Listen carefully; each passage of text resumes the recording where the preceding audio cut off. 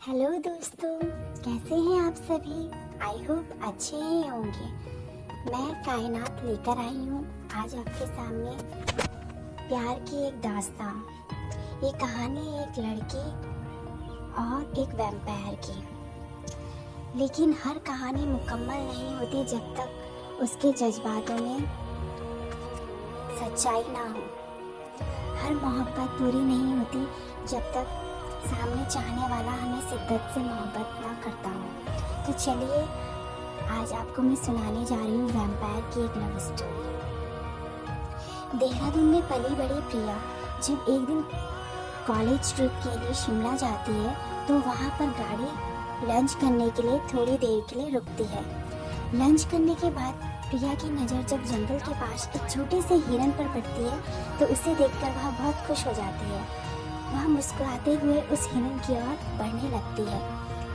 धीरे धीरे हिरन के पीछे भागते भागते प्रिया घने जंगल में पहुंच जाती है और अब हिरन भी उसकी आंखों से ओझल हो चुका था। हिरन के पीछे पीछे भागते हुए उसे समय का पता ही नहीं चला और वो घने जंगल में पहुंच गई। प्रिया अब इधर उधर देखती है तो उसे हिरन कहीं भी नजर नहीं आता। अब वह वापस जाने के लिए होती है तो उसे चारों तरफ घना जंगल ही जंगल दिखाई देता है। उसे समझ ही नहीं आता कि वह किस ओर से आई थी और किस ओर जाए। भूली भटकी हुई सी प्रिया जंगल में इधर से उधर भटकने लगती है। लेकिन धीरे धीरे रात का अंधेरा बढ़ने लगता है और चारों तरफ जंगली जानवरों की आवाज़ें आने लगती है। अब प्रिया को डर लगने लगता है और उसे समझ ही नहीं आता कि वह इस जंगल से कैसे बाहर निकले।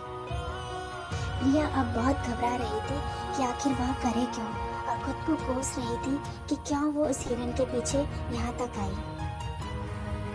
प्रिया इधर से उधर भाग ही रही थी लेकिन तभी उसके सामने एक अजीब सा आदमी खड़ा हो गया। उस आदमी को देखकर प्रिया के पसीने छूटने लगे क्योंकि वो आदमी बहुत ही अजीब सा और डरावना था। उसके सर में सींग थे, आंखें खून की तरह लाल चमक रही थी और उसके होठों में खून लगा हुआ था। प्रिया को बहुत डर लग रहा था उसको देखकर। तभी वो आदमी मुस्कुराता है तो उसके मुंह से उसके दो बड़े बड़े दांत दिखाई देने लगते हैं। अब तो प्रिया का डर के मारे बुरा हाल था। वो उस आदमी को देखकर बहुत घबरा गई थी और जोर जोर से चिल्लाने लगती है।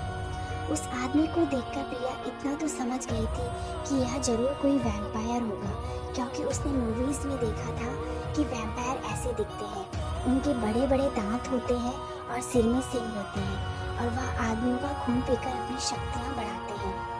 प्रिया खुद को कोस रही थी कि आखिर क्यों वो इस ट्रिप में आई और क्यों इस जंगल में आई। वैम्पायर को देखकर प्रिया भागने लगती है और जोर जोर से चिल्लाने भी लगती है। वह वैम्पायर प्रिया के पीछे पीछे भागने लगता है लेकिन प्रिया की स्पीड उस वैम्पायर की स्पीड के जितनी नहीं थी, इसलिए प्रिया अपनी पूरी ताकत लगाकर हवा की तरह भाग रही थी। लेकिन वैम्पायर एक झटके में उसके सामने आकर खड़ा हो जाता है। प्रिया वैम्पायर के सीने से टकरा जाती है और झटके से नीचे गिर जाती है। वैम्पायर धीरे धीरे उसकी ओर बढ़ने लगता है। प्रिया जोर जोर से रोते हुए चिल्लाकर कहती है, प्लीज़ प्लीज़ मुझे छोड़ दो, मुझे जाने दो, मैं यहाँ गलती से आ गई, प्लीज़ मुझे जाने दो, मुझे मत मारो, मेरा खून मत पियो, मेरा खून बहुत कड़वा है। अभी प्रिया आंखें बंद किए हुए रो ही रही थी कि तभी वह वैम्पायर प्रिया के एकदम करीब आकर उसकी गर्दन में बाइट कर लेता है। प्रिया जोर से चिल्लाती है, हाँ। तभी उसे अपने सामने किसी की जोर जोर से हंसने की आवाज़ सुनाई देती है। प्रिया उस वैम्पायर के काटने से अपने गले में हाथ लगाती है तो उसका गला एकदम सही था। प्रिया डरते हुए धीरे धीरे अपनी आंखें खोलती है तो उसके सामने पीयूष खड़ा था। पीयूष जोर जोर से हंस रहा था और अपने सर से सिंग निकाल रहा था और नकली दांत को भी हटा रहा था। प्रिया के तो डर के मारे आंखों से आंसू निकलने लगे थे और वह पीयूष के सीने में मारते हुए कहती है, पीयूष तुम कितने गंदे हो, तुमने तो मुझे डरा ही दिया था। मुझे लगा सच में कोई वैम्पायर आ गया है, अगर मेरा खून चूसकर अपनी शक्तियाँ बढ़ाकर मुझे मार देना चाहता है। पीयूष जो जोर जोर से हंसने लगता है। पीयूष के ऐसे उस पर हंसने से प्रिया आंखें छोटी करके घूर कर उसे देखते हुए कहती है, तुम ऐसे उल्लू की तरह क्यों हंस रहे हो? मैंने ऐसा भी क्या कह दिया कि तुम्हें इतनी हंसी आ रही है? जब किसी वैम्पायर से तुम्हारा सामना होगा ना, तब तुम्हें पता चलेगा। पीयूष हंसते हुए कहते हैं, अबे यार पागल प्रिया, तुम भी क्या ही बात करती हो? ये वैम्पायर कुछ नहीं होते, बस यह हॉरर स्टोरी होती है जिनमें लिखा रहता है कि वैम्पायर होते हैं, उनके लंबे लंबे सींग होते हैं, बड़े बड़े दांत होते हैं और वो आदमियों का खून चूसते हैं और उन्हें मार डालकर अपनी शक्तियाँ बढ़ाते हैं। तुम भी यार क्या बात करती हो? 21वीं सेंचुरी में रहकर यह वैम्पायर वगैरह पर बिलीव करती हो? प्रिया गंभीर स्वर में पीयूष से कहती है, नहीं पीयूष, यह किताबों की कहानी नहीं है। वैम्पायर सच में होते हैं, पहले भी होते थे और 21वीं सदी में भी होते हैं, जो जंगलों में रहते हैं और इंसानों से दूर कहीं अंधेरों में खो से जाते हैं और अंधेरों में ही बाहर निकलते हैं और उजालों में छुप जाते हैं। पीयूष जोर जोर से हंसने लगता है। अब तो हंस हंस के उसके पेट में दर्द होने लग गया था, इसलिए वह अपने पेट में जोर से हाथ रखते हुए कहता है, अरे प्रिया, तुम भी कैसी जोक मारती हो, कैसी बातें करती हो? तुम इतने कॉन्फिडेंस से कैसे कह सकती हो कि जैसे सच में तुम किसी वैम्पायर को जानती हो? जानती क्या कोई वैम्पायर तुम्हारा बॉयफ्रेंड ही हो, जिसे तुम उसके सामने उसकी शक्तियाँ बढ़ाने के लिए लोगों को ले जाती हो और वह उनका खून पीकर अपनी शक्तियाँ बढ़ाता है और जंगलों में ले जाकर तुम उसको खून के लिए ऑफर करती हो। पीयूष की बात सुनकर प्रिया जोर जोर से हंसने लगती है। प्रिया के ऐसे हंसने से पीयूष कहता है, अब तुम्हें भी अपनी बातों पर हंसी आ रही है ना? तुम भी क्या ही बोलती हो प्रिया? प्रिया हंसते हुए कहती है, अरे मुझे तो अपनी बातों पर हंसी नहीं आ रही है, मुझे तुम्हारी बातों में हंसी आ रही है। इतनी सारी रिसर्च किताबों में लिखा है, मूवीज़ में है और साइंटिफिकली प्रूफ भी हो चुका है कि वैम्पायर्स होते हैं, और तुम हो कि यकीन ही नहीं मानते और ना ही मानोगे, क्योंकि तुमने तो कभी वैम्पायर देखे ही नहीं है और तुम मानोगे भी कैसे? तुम तो किताबों से कोसों दूर रहते हो, किताबों से तो तुम्हारा कोई लेना देना ही नहीं है। इतना कहकर प्रिया जोर जोर से हंसने लगती है। प्रिया के ऐसे हंसने से पीयूष अजीब नजरों से प्रिया की ओर देखता है। तभी प्रिया के पीछे से एक लड़का निकलकर बाहर आता है, जिसने ब्लैक कलर का सूट पहना हुआ था और दिखने में बहुत ज़्यादा स्मार्ट और हैंडसम था। उस लड़के को देखकर पीयूष कहता है, प्रिया, यह लड़का कौन है?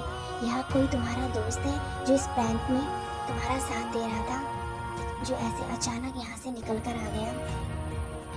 वह लड़का हंसते हुए कहता है, अभी तुम ही तो कह रहे थे प्रिया से तुम ऐसे बिलीव नहीं करोगे, और तुम ही तो बोल रहे थे कि तुम तो ऐसे बात कर रही हो जैसे कि कोई वैम्पायर तुम्हारा बॉयफ्रेंड हो और तुम उसके लिए खून का इंतजाम करने के लिए इंसानों को दुनिया में जाकर यहाँ जंगलों में लाकर उसे खून ऑफर करती हो। पीयूष अजीब नज़रों से उसको देखता है। तभी प्रिया और वह लड़का जोर जोर से हंसने लगते हैं और प्रिया उस लड़की को गले लगाते हुए कहती है, अभी मैं तुम्हारे लिए शिकार लेकर आ गई हूँ, अब जल्दी से इसका खून पी लो और अपनी शक्तियाँ बढ़ाओ, ताकि तुम वैम्पायर की दुनिया के राजा बन जाओ और फिर अपनी शक्तियों से मुझे भी वैम्पायर बना दो, ताकि मैं ज़िंदगी भर तुम्हारी हो जाऊँ और फिर हम जिंदगी भर इन्हीं जंगलों में राज करेंगे। आज ये तुम्हारा आखिरी शिकार है। पीयूष अब प्रिया की बातों से डरने लगता है और डरते हुए प्रिया से कहता है, प्रिया, यह तुम कैसी बातें कर रही हो? अब मुझे तुम्हारी इन जोक से डर लग रहा है। अभी एक झटके से पीयूष से कहता है, ये कोई मजाक नहीं कर रही है, ना ही जोक मार रही है, ये सच कह रही है, अपनी मौत के लिए तैयार हो जाओ। और इतना कहकर अभी पीयूष को अपने करीब खींचता है और उसकी गर्दन में अपने तेज धारदार दांत लगाकर उसका पूरा खून चूसकर उसे मार डालता है और अपनी शक्तियों को बढ़ा लेता है और जोर जोर से चिल्लाने लगता है। पीयूष के मरने के बाद प्रिया अभय की ओर देखकर कहती है, अभय, आज तुमने पूरे 100 लोगों को मार डाला और उनका खून पी लिया है। अब तुम बहुत ताकतवर हो गए हो। अब तुम जल्दी से यहाँ के राजा बन जाओ और फिर मैं तुम्हारी रानी बन जाऊंगी। प्रिया की बात सुनकर अभय जोर जोर से हंसने लगता है। अभय के ऐसे हंसने से प्रिया अजीब नजरों से उसे देखकर कहती है, क्या हुआ, तुम ऐसे क्यों हंस रहे हो? अभय जोर जोर से हंसते हुए कहता है, तुम इंसान लोग भी ना कितने बेवकूफ़ होते हो। मैं तुम्हें अपने प्यार के जाल में फंसाता रहा और तुम फंसती रही, और तुमसे इतने सारे शिकार यहाँ मंगवाए और तुमने सच में मान लिया कि मैं उनको मारकर ताकतवर बनकर तुमको अपनी रानी बनाऊंगा। क्या मेरी दुनिया की रानियाँ मर गई हैं जो मैं तुम इस मामूली सी इंसान को अपनी रानी बनाऊंगा? प्रिया अजीब नज़रों से अभय को देखने लगती है और कहती है, ये कैसी बातें कर रहे हो? अभय प्रिया से कहता है, ये मेरा 100 नहीं 101 शिकार होने वाला है। अभी प्रिया कुछ कहती कि पहले प्रिया की गर्दन में एक जोरदार वार होता है और प्रिया का सारा खून पीकर प्रिया को वैम्पायर मार डालता है। अभी मुस्कुराकर सामने खड़ी लड़की को देखकर कहता है, मुस्कान, तुम आ गई। तुमने इस लड़के के शरीर में प्रवेश कर अपनी आत्मा को एक शरीर दे दो, फिर तुम हमेशा के लिए वैम्पायर बन जाओगी और हम दोनों इस जंगल में राज करेंगे। मुस्कान प्रिया के शरीर में प्रवेश कर लेती है और वैम्पायर बन जाती है। इसके बाद मुस्कान अभय को गले लगा लेती है। अभय भी बाहें फैलाए मुस्कान को गले लगाते हुए कहता है, आज मैं बहुत खुश हूँ, आज मुझे मेरा प्यार मिल गया और साथ साथ इतनी सारी शक्तियाँ भी। तभी अभय जोर से चिल्लाता है और अपनी गर्दन में हाथ लगाता है तो मुस्कान ने अपने नोकीले दांतों से अभय पर वार कर दिया था। अभय उसी समय जमीन पर गिर जाता है।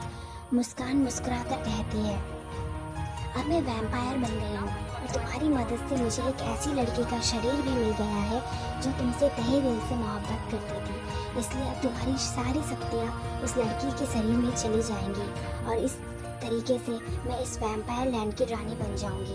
अब क्योंकि तुम इस लड़की को मार चुके हो तो अब मैं इसके शरीर में प्रवेश कर कर तुम्हारी सारी शक्तियों को हड़प लूंगी।